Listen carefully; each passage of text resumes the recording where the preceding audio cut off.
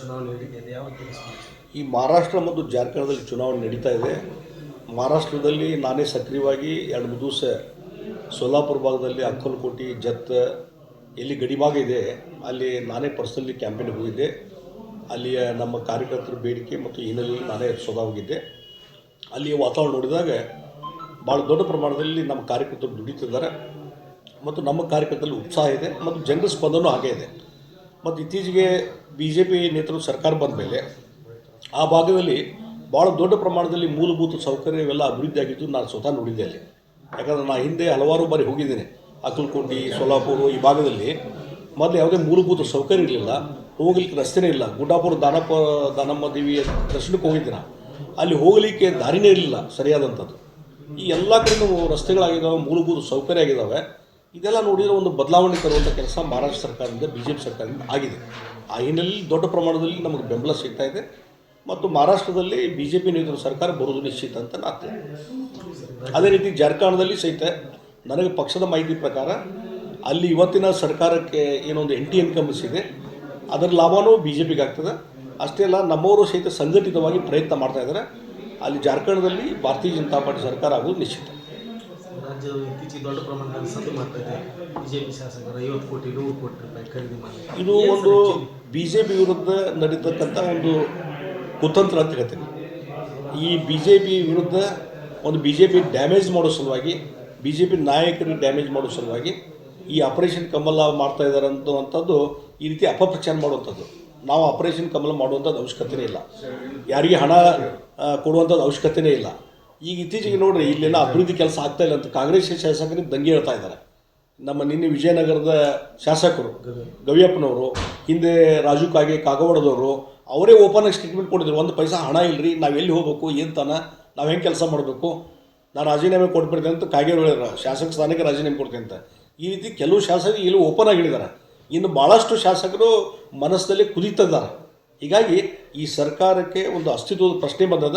ಅದಕ್ಕಾಗಿ ಜನರ ಮನಸ್ಸನ್ನು ಬೇರೆ ಕಡೆ ಡೈವರ್ಟ್ ಮಾಡೋ ಸಲುವಾಗಿ ಈ ರೀತಿ ಸರ್ಕಾರ ಅಂದರೆ ಸರ್ಕಾರ ತನ್ನ ಸ್ಥಾನ ಬಿದ್ದು ಹೋಗ್ತದೆ, ಎನಿ ಟೈಮ್ ಬಿದ್ದು ಹೋಗ್ಬೋದು. ಅದಕ್ಕೆ ಕಾರಣಗಳನ್ನು ಈಗ ಹುಡುಗಿಗೆ ಚಾಲು ಮಾಡಿದ್ದಾರೆ. ಸುಮ್ಮನೆ 50 ಕೋಟಿ ಅಂದರೆ ಏನು ಕಡಿಮೆ ಅಂದರೆ, 50 ಕೋಟಿ ಅಂದರೆ ಎಷ್ಟು ಎಲ್ಲರೂ ಕೋಟಿ 1,000 ಕೋಟಿ ಮೇಲೆ ಆಯ್ತು, 2,000 ಕೋಟಿ ಮೇಲೆ ಆಕತಿ.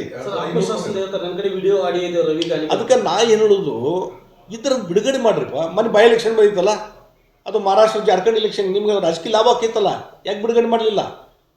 ಅಂದರೆ ಸುಮ್ಮನೆ ಬೋಗಸ್ ಹೇಳಿಬಿಟ್ಬಿಡೋದು ಅಷ್ಟೇ.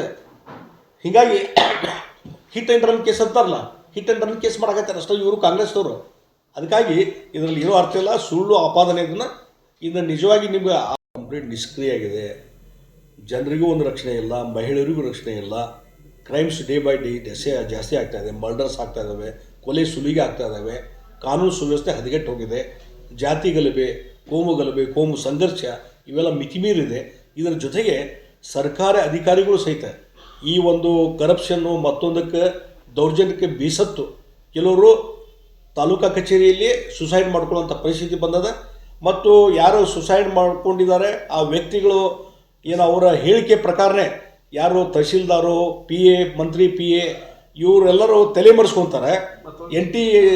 ಎಂಟಿಸಿಪೇಟರಿ ಬೇಲ್ ತೊಗೊಂಡ ಮೇಲೆ ಹೊರಗೆ ಬರ್ತಾರೆ, ಅಲ್ಲಿವರೆಗೆ ಅರೆಸ್ಟು ಮಾಡೋದಿಲ್ಲ. ಇದನ್ನ ಅಲ್ಲಿ ಹೇಳಿದೆ, ನಾನು ಪೊಲೀಸ್ ಕಮಿಷನರ್ಗೂ ಮಾತಾಡಿದ್ದೆ, ನಾನು DC ಗೂ ಮಾತಾಡಿದ್ದೆ. ನಾನು ಮಾತಾಡಿ, ಅಲ್ರಿ ನೀವು ಅಟ್ಲೀಸ್ಟ್ ಅವ್ರನ್ನ ಅರೆಸ್ಟು ಮಾಡಲಿಲ್ಲ, ಒಂದು ಜೈಲಿಗೆ ಹೋಗಲಿಲ್ಲ, ಬೇಲ್ ತೊಗೊಂಡು ಹೊರಗೆ ಬರ್ತಾರೆ, ಮತ್ತು ಹೋಗಿ ಕಚೇರಿಗೆ ಹೋಗಿ ಕುದಿರ್ತಾರೆ ಅಂತಂದರೆ ಇವತ್ತಿನ ಸರ್ಕಾರ ಐತೋ ಇಲ್ಲಂತ, ಕಾನೂನು ಸುವ್ಯವಸ್ಥೆ ಐತೋ ಇಲ್ಲಂತ ಈ ಕ್ವಶನ್ ಇವತ್ತು ನಾನು ಮಾಡ್ತಾ ಇದ್ದೇನೆ ಸರ್ಕಾರಕ್ಕೆ.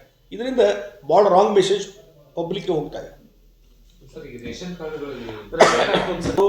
ಸಿದ್ದರಾಮಯ್ಯ 5 ವರ್ಷ ಸರ್ಕಾರ ಮಾಡ್ಯಾರ ಹಿಂದೆ, ಮತ್ತು ಈಗ 1.5 ವರ್ಷ 2 ವರ್ಷ ಆಯ್ತು ಸರ್ಕಾರ ಮಾಡಕತ್ತಿ. ಈ BPL ಕಾರ್ಡ್ ಇವತ್ತು ನೆನಪಾತಾನೆ ಇವರಿಗೆ. ಕೋಟ್ಯಾಂತರ BPL ಕಾರ್ಡ್ ಅದಾವೆ, ಮತ್ತು ಅರ್ಹರಿದ್ದಾರೋ ಅನರ್ಹರಿದ್ದಾರೋ ಹಂಗಾರೆ ಇವತ್ತು ಜ್ಞಾನವೇ ಆತಾನೆ ಇವತ್ತು. ಯಾಕಂದ್ರೆ ಅವ್ರಿಗೆ ಈ ಒಂದು ಇದನ್ನು BPL ಕಾರ್ಡ್ ಕಡಿತ ಮಾಡಿದರೆ ಅವ್ರಿಗೆ ಅಲ್ಲಿ ಹಣ ಉಳಿತದೆ. ಉಚಿತ ಅಕ್ಕಿ ಕೊಡೋದು ಎಲ್ಲ ಘೋಷಣೆ ಮಾಡಿದ್ರು, ವೀರಾವೇಶನ್ ಘೋಷಣೆ ಮಾಡಿದರು. ಈಗ ಒತ್ತಡ ಜಾಸ್ತಿ ಆಗ್ತಾಯಿದೆ, ಭಾರ ಜಾಸ್ತಿ ಆಗ್ತಾಯಿದೆ. ಅದಕ್ಕೆ BPL ಕಾರ್ಡನ್ನು ಕಟ್ ಮಾಡಿದರೆ ನಂಗೆ ಇಷ್ಟಪಟ್ಟು ಕೊಡ್ತೀನಿ ನಾನು ಅಂತ ಈ ಒಂದು ದುರುದ್ದೇಶದಿಂದ BPL ಕಾರ್ಡನ್ನು ಕಡಿತ ಮಾಡುವಂಥ ಕೆಲಸ, ಇದರಿಂದ ಬಡವರಿಗೆ ಭಾಳ ದೊಡ್ಡ ಪ್ರಮಾಣದಲ್ಲಿ ಆಘಾತ ಕೊಡುವಂಥ ಕೆಲಸ ಸಿದ್ದರಾಮಯ್ಯ ಮಾಡ್ತಾ ಇದ್ದಾರೆ. ಇದು ಬಡವರ ವಿರೋಧಿಯಾದಂಥ ನೀತಿ ಅಂತ ಹೇಳ್ತಾರೆ. ಸರ್, ಇನ್ನೊಂದು ಕಡೆ ಎಕ್ಸೈಸ್ ನೋಡಿ, ಇವತ್ತು ಎಕ್ಸೈಸ್ ಡಿಪಾರ್ಟ್ಮೆಂಟಲ್ಲಿ ಭ್ರಷ್ಟಾಚಾರ ತಾಂಡವಾಡ್ತಾ ಇದೆ.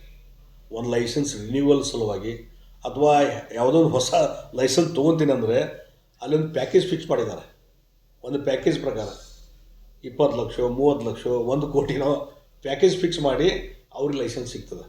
ಆಮೇಲೆ ರಿನ್ಯೂವಲ್ ಸಲುವಾಗಿ ಇಷ್ಟಂತ ಪ್ಯಾಕೇಜ್ ಫಿಕ್ಸ್ ಮಾಡಿದ್ದಾರೆ. ಹೀಗಾಗಿ ಇದು ಡೇ ಟು ಡೇ ಕರಪ್ಷನ್ ಐತಿ ಎಕ್ಸೈಸ್ ಡಿಪಾರ್ಟ್ಮೆಂಟ್. ಇದನ್ನು ಮೀರಿ ಇನ್ನೂ ಹೆಚ್ಚಿನ ರೀತಿಯಂಥ ಭ್ರಷ್ಟಾಚಾರಕ್ಕೆ ಒತ್ತಾಯ ಮಾಡಿದ್ರಿಂದ ಅವ್ರು ಸ್ಟ್ರೈಕ್ ಹೋಗಿದ್ರು. ಅವ್ರು ಸ್ಟ್ರೈಕ್ ಹೋಗಿದ್ರು. ಆಮೇಲೆ ಬಹುಶಃ ಈಗ ಅದು ದೊಡ್ಡ ಪ್ರಮಾಣದಲ್ಲಿ ನಾಳೆ ಸ್ಟ್ರೈಕ್ ಕಂಟಿನ್ಯೂ ಆಗ್ತಂದ್ರೆ ದೊಡ್ಡ ಪ್ರಮಾಣದಲ್ಲಿ ವರಮಾನ ಕಡಿಮೆ ಆಗ್ತದೆ ಸರ್ಕಾರ. ಆಮೇಲೆ ಇವರು ಭ್ರಷ್ಟಾಚಾರದ ವಿಚಾರಗಳು ಹೊರಗಡೆ ಬರ್ಲಿಕ್ಕೆ ಚಾಲು ಮಾಡ್ತಾವೆ.